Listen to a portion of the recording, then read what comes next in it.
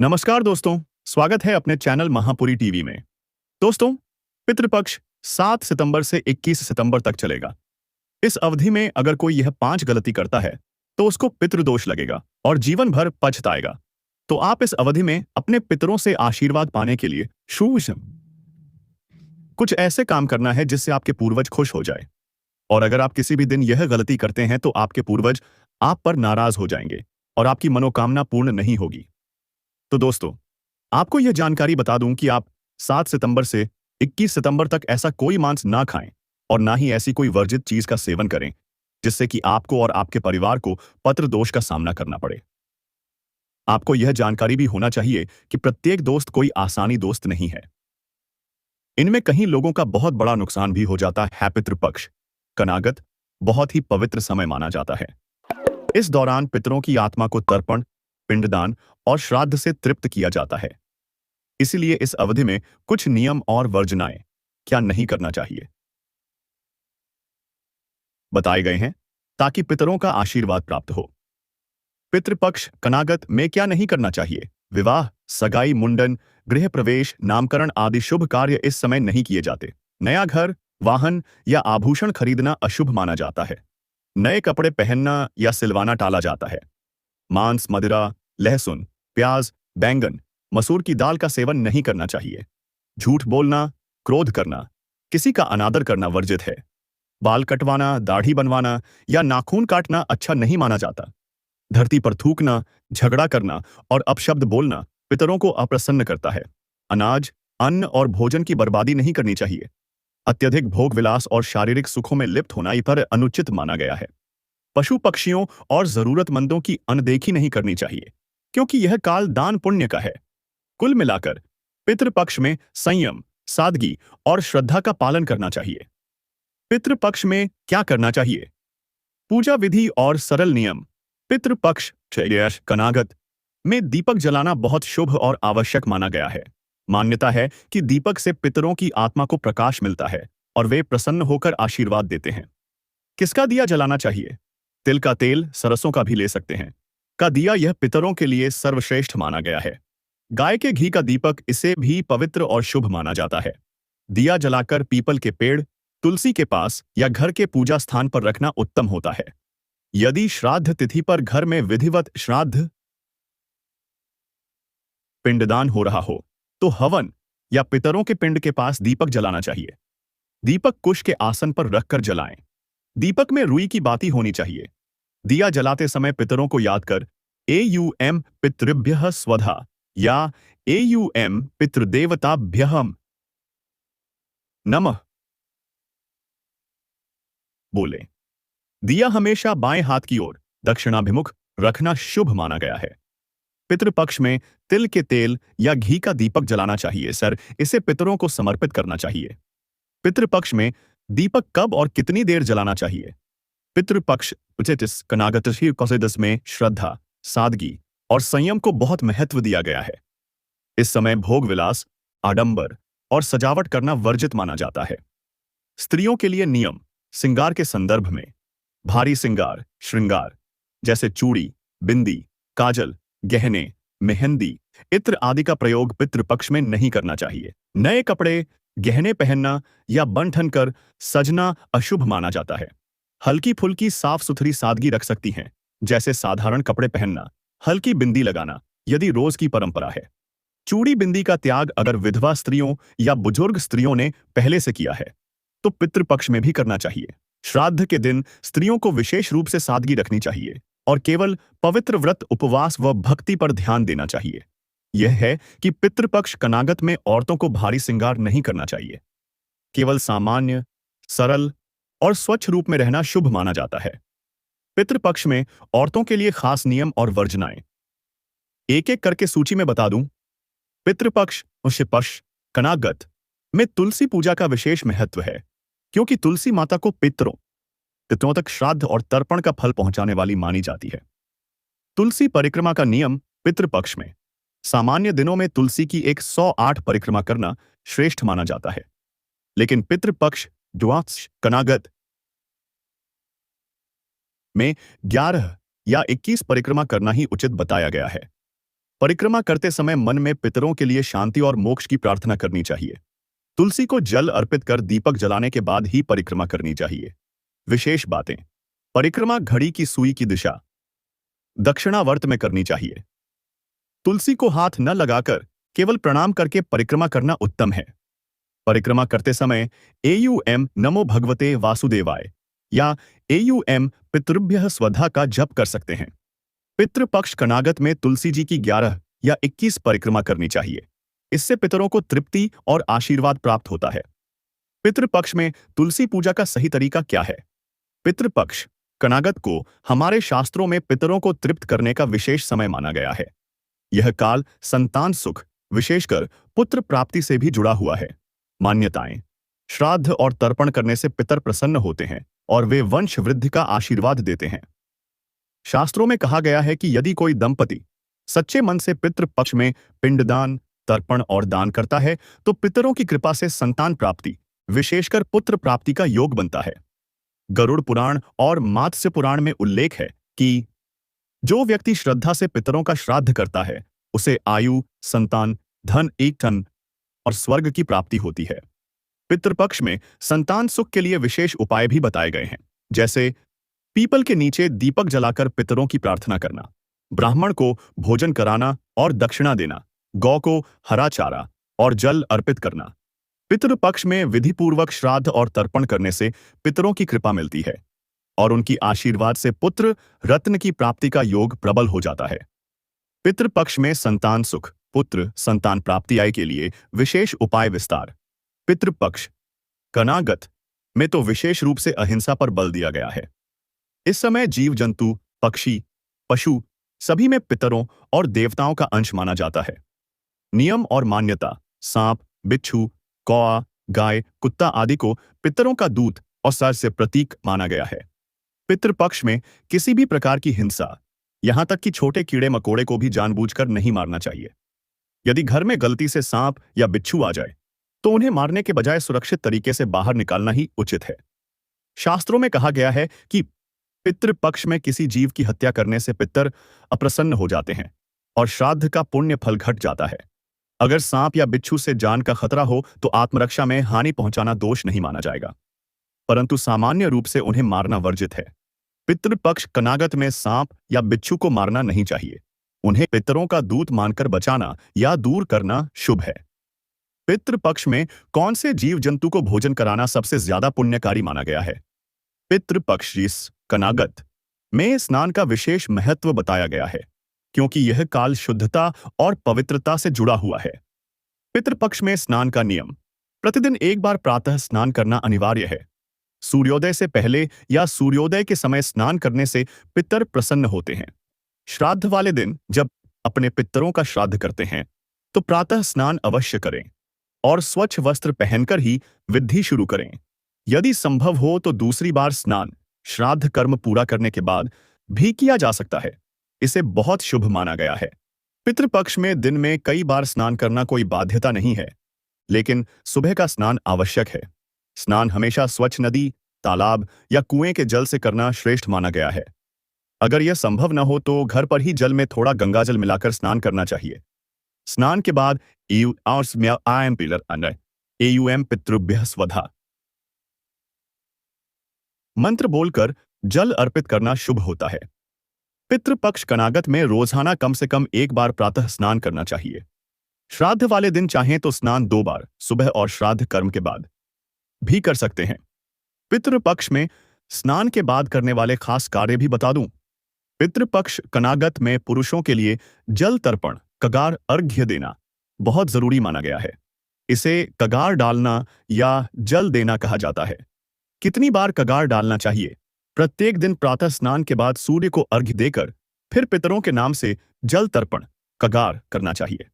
एक बार करना अनिवार्य है, लेकिन श्रद्धा अनुसार कोई चाहे तो 2 या 3 बार भी कर सकता है, सुबह, दोपहर और शाम को।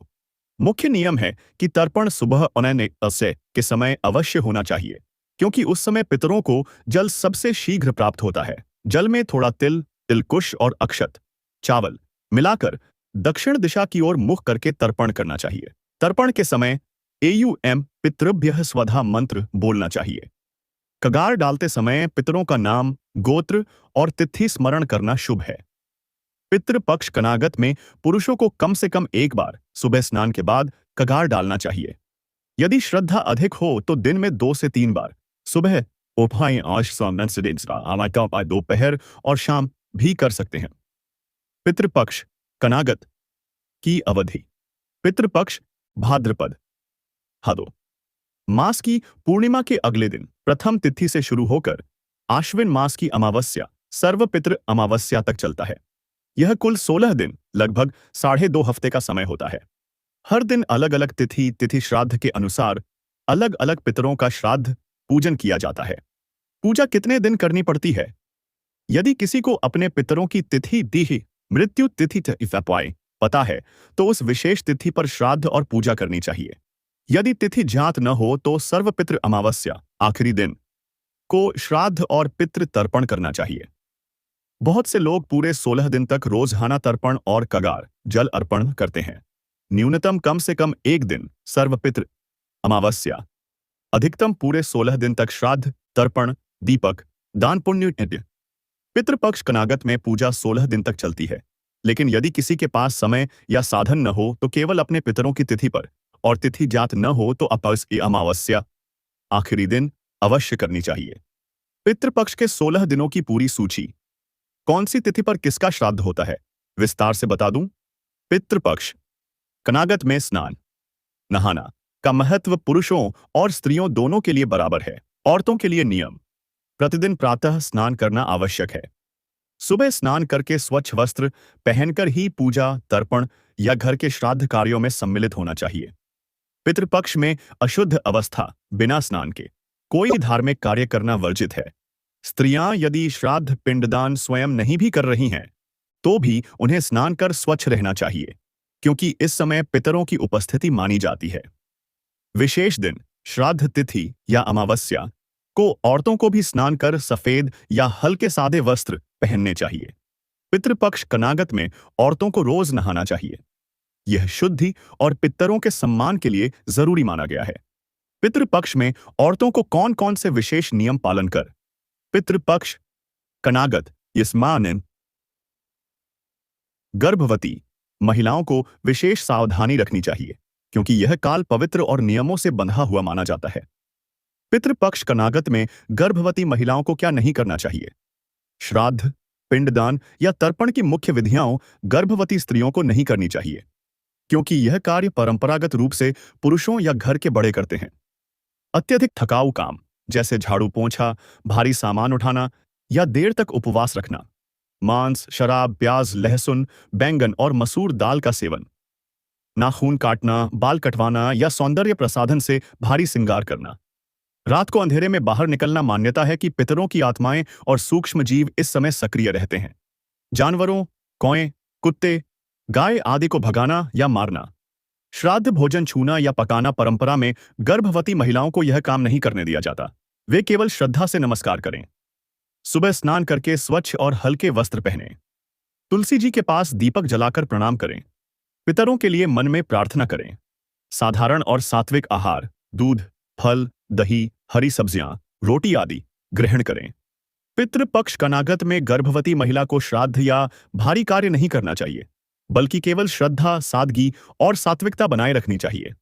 पितृपक्ष में गर्भवती महिलाओं के लिए शुभ उपाय जो संतान और पितरों दोनों के लिए लाभकारी हों। पितृपक्ष कनागत में भोजन बनाने और खाने के खास नियम होते हैं। शास्त्रों में बताया गया है कि इस समय भोजन सात्विक, सरल और शुद्ध होना चाहिए। पितृपक्ष कनागत में खाना में क्या नहीं बनाना चाहिए। मांस, मछली, उस पर मछली, अंडा और शराब पूर्णतः वर्जित है। लहसुन और प्याज इसे तामसिक माना गया है, इसलिए नहीं बनाना चाहिए। बैंगन इसे अशुद्ध और अपवित्र माना गया है। चना और मसूर की दाल, इनका श्राद्ध भोजन में उपयोग नहीं किया जाता। कसैले और तीखे पदार्थ जैसे अधिक मिर्च मसाले वाले भोज, फास्ट फूड, पैकेट बंद या बासी खाना पितृपक्ष में शुद्ध और ताजा भोजन ही मान्य है। नए अनाज से बना भोजन श्राद्ध में केवल पुराना, 1 साल पुराना अनाज ही इस्तेमाल करना चाहिए। खाना हमेशा तुलसी के पत्ते डालकर ही पितरों को अर्पित करना चाहिए। भोजन तामसिक या अपवित्र वस्तु से बिल्कुल न बनाएं। पकाने से पहले गाय, कौवा, कुत्ता और चींटी के लिए भोजन का अंश अलग निकालना चाहिए। पितृपक्ष कनागत में मांस, मदिरा, प्याज, लहसुन, बैंगन, मसूर और चना दाल, नया अनाज और बासी खाना नहीं बनाना चाहिए। केवल सात्विक और शुद्ध भोजन ही उचित है। पितृपक्ष में कौन कौन सी चीजें बनानी चाहिए और पितरों को भोग में अर्पित करनी चाहिए? पितृपक्ष कनाकत में स्नान का समय बहुत महत्व रखता है, क्योंकि इस काल में शुद्धता और नियमों का पालन करके ही पितरों को प्रसन्न किया जा सकता है। पितृपक्ष कनागत में स्नान का सही समय प्रातःकाल ब्रह्म मुहूर्त में सुबह 4 से 6 बजे के बीच स्नान करना श्रेष्ठ माना गया है। 2. यदि यह संभव न हो तो सूर्योदय से पहले या सूर्योदय के समय स्नान अवश्य कर लेना चाहिए। 3. श्राद्ध तिथि वाले दिन जब अपने पितरों का श्राद्ध करते हैं, प्रातः स्नान करना अनिवार्य है। श्राद्ध कर्म समाप्त होने के बाद चाहे तो पुनः स्नान कर सकते हैं। 4. स्नान के लिए यदि गंगा, सरयू, नर्मदा या किसी पवित्र नदी, अश्सो, कुएं, तालाब का जल मिले तो उत्तम है, अन्यथा घर पर स्नान करते समय जल में थोड़ा गंगा जल मिलाना चाहिए। विशेष नियम: स्नान के बाद ही तर्पण, पिंडदान, अर्घ्य, दीपदान आदि कार्य करने चाहिए। बिना स्नान के पितृकर्म करना अशुभ और निष्फल माना गया है। पितृपक्ष कनागत में स्नान का समय सुबह ब्रह्म मुहूर्त से लेकर सूर्योदय तक है। श्राद्ध के दिन स्नान विशेष रूप से आवश्यक है। पितृपक्ष में स्नान के बाद कौन कौन से कार्य करने चाहिए? पितृपक्ष कनागत में भोजन पवित्र और सात्विक होना चाहिए। तुलसी माता को बहुत पवित्र माना गया है और हर भोग अर्पण में तुलसी की पत्ती का विशेष महत्व है। 1.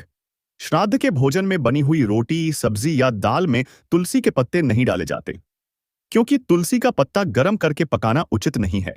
2. श्राद्ध का भोजन जब तैयार हो जाए और पितरों को अर्पण भोग करना हो, तब थाली में भोजन पर तुलसी पत्ता रखकर अर्पित किया जाता है। 3. खासकर जल अर्पण, तर्पण या पिंडदान करते समय जल में तुलसी पत्ते अवश्य डालने चाहिए। पितृपक्ष कनागत में रोटी या सब्जी पकाते समय तुलसी के पत्ते नहीं डालने चाहिए, बल्कि जब भोजन तैयार हो जाए और पितरों को अर्पण करना हो, तब थाली में भोग के साथ तुलसी के पत्ते रखने चाहिए। पितृपक्ष में भोजन अर्पण भोग लगाने की सही विधि विस्तार से समझाओ। पितृपक्ष कनागत में पुरुषों के लिए नियम स्पष्ट बताए गए हैं कि उन्हें पितरों की शांति के लिए साधना, तर्पण और दान पुण्य करना चाहिए। उपवास भी इसमें शामिल है, लेकिन हर किसी पर अनिवार्य नहीं है। पुरुषों के लिए उपवास का नियम: 1. श्राद्ध वाले दिन अपने पितरों की तिथि पर पुरुषों को उपवास रखना उत्तम माना गया है। सुबह से स्नान कर विधि विधान से श्राद्ध कर्म करें। श्राद्ध और ब्राह्मण भोज के बाद ही स्वयं भोजन करें। 2. यदि पूरे दिन उपवास रखना संभव न हो तो केवल एक समय सात्विक भोजन करें, या फिर फलाहार, फल, दूध, दही आदि कर सकते हैं। 3. पितृपक्ष की सर्वपितृ अमावस्या को उपवास रखना विशेष फलदायी माना गया है। 4. बीमार, बुजुर्ग या अशक्त पुरुषों को कठोर उपवास नहीं रखना चाहिए। वे केवल संयमित और सात्विक आहार लें। पितृपक्ष कनागत में पुरुषों को श्राद्ध वाले दिन और अमावस्या को उपवास रखना चाहिए। अन्य दिनों में यदि संभव हो तो फलाहार या एक समय भोजन करना उत्तम है, परंतु यह अनिवार्य नहीं है। पितृपक्ष में पुरुषों के लिए दैनिक नियम और आचरण की पूरी सूची।